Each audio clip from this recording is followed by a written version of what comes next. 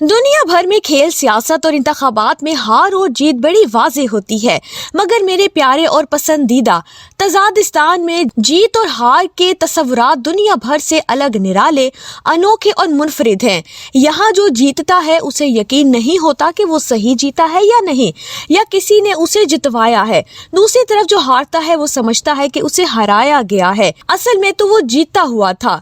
24 नवंबर के एहतजाज के हवाले से भी फरीकैन यानी सियासत और इमरान खान दोनों अपनी अपनी जीत का दावा करेंगे और दोनों के पास अपने अपने हामियों की तस्कीन के लिए वजनी दलाइल भी मौजूद होंगे। रियासत कहेगी एहतजाज नाकाम हो गया, तहरीक इंसाफ कहेगी कि रास्ते बंद करके और पाबंदियां लगाकर हुकूमत हार गई और वो जीत गए। मेरी राय में 24 नवंबर को रियासत भी जीत गई और तहरीक इंसाफ भी। हाँ, अलबत्ता शिकस्त हम तजादिस्तानियों की हुई है, जिन्हें आए रोज बहरानों का सामना है और सियासी इस्तेहकाम कायम नहीं हो पा रहा। तजादिस्तान में आजकल जो कुछ भी चल रहा है, इसमें मजमूई तौर पर सियासत हार रही है और मुक्तदरा जीत रही है। सियासी जमातों का किसी तस्फिये पर ना पहुंचना और मसालिहत की कोई संजीदा कोशिश ना होने के सबब सियासतदानों का ताकत के ईवानों में किरदार बहुत कमजोर हो गया है और रियासती इदारों ने सियासतदानों से फैसले करवाने की बजाय फैसलों का इख्तियार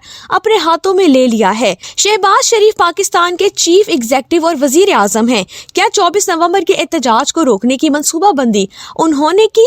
क्या फैसला साजी को लीड उन्होंने किया? क्या लम्हा ब लम्हा मॉनिटरिंग वो कर रहे थे?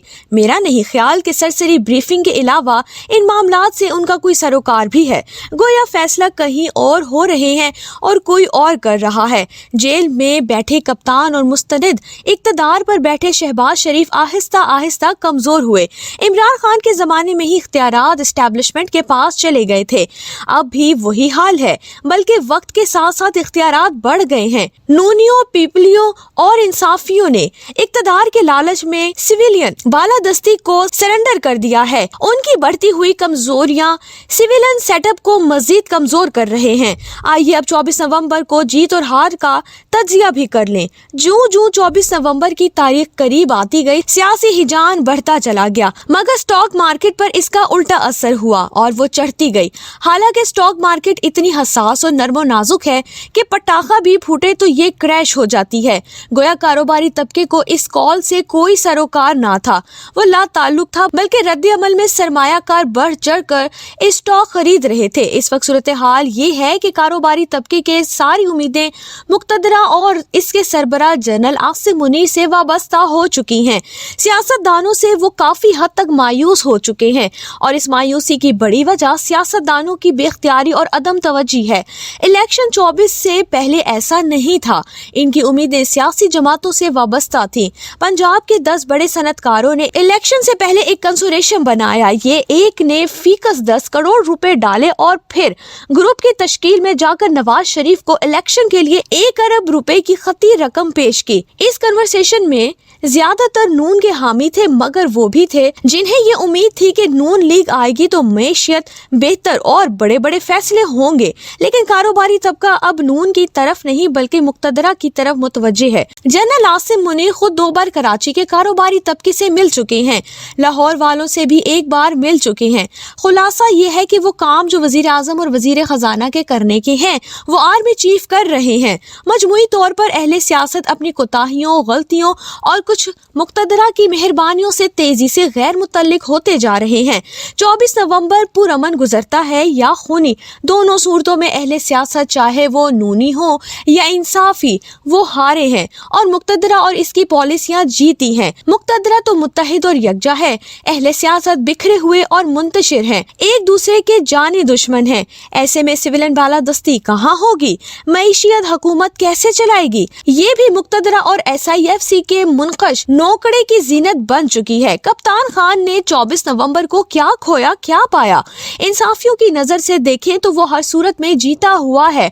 वो हार भी जाए तो इखलाकी फतह इसकी है, मादी शिकस्त भी हो जाए तो रूहानी तौर पर वही फतह याब होगा। ताकत से इसे दबा भी लिया जाए तो असूली फतह उसी की होगी। मगर तल्ख हकाइक इन मकरूजों से बिल्कुल मुख्तलिफ है। बार बार की कॉल्स, फैसलों में तजादात और आपसी लड़ाइयाँ कप्तान के बार्गेनिंग पोजीशन اپوزیشن میں کمزور کر رہی ہیں۔ تحریک انصاف کی ڈسٹرکٹ پاور کے خوف اب مقتدرہ اور حکومت کو تنگ نہیں کر رہا، نہ کوئی بیرونی دباؤ آ رہا ہے اور نہ اندرونی دباؤ قائم رہا ہے۔ عدلیہ سے امید، فوج کے اندر سے اختلافات، عوامی انقلاب اور معاشی تباہی جیسے سارے خواب چکنا چور ہو چکے ہیں۔ عوامی مقبولیت کی انتہا ہونے کے باوجود اس قدر گراؤٹ اور زوال سے صاف پتہ چل رہا ہے کہ تحریک انصاف میں دانشمندانہ فیصلوں کا شدید فقدان ہے۔ قومی سطح پر 24 نومبر اور اس طرح کی کالز کا کیا اثر ہوتا ہے؟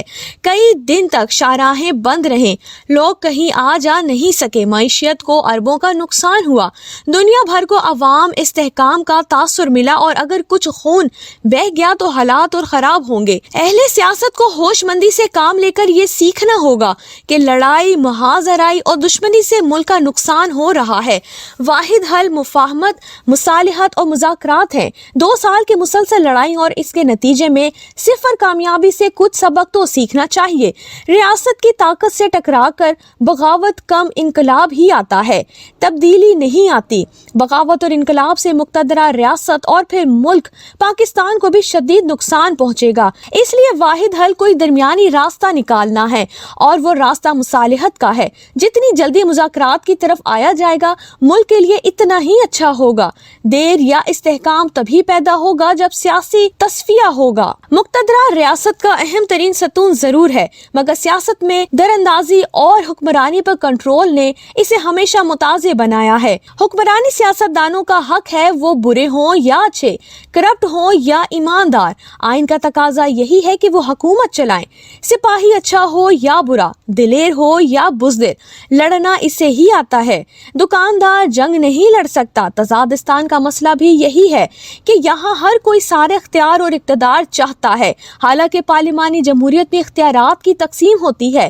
ہر ادارے اور ہر شخص کو آئینی حدود میں رہنا چاہیے اور ہر کسی کو اس کی آئینی حقوق ملنے چاہیے۔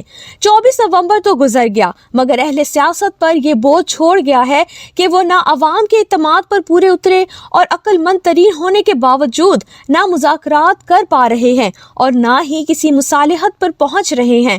ہماری سب سے بڑی اور اجتماعی ناکامی یہی ہے۔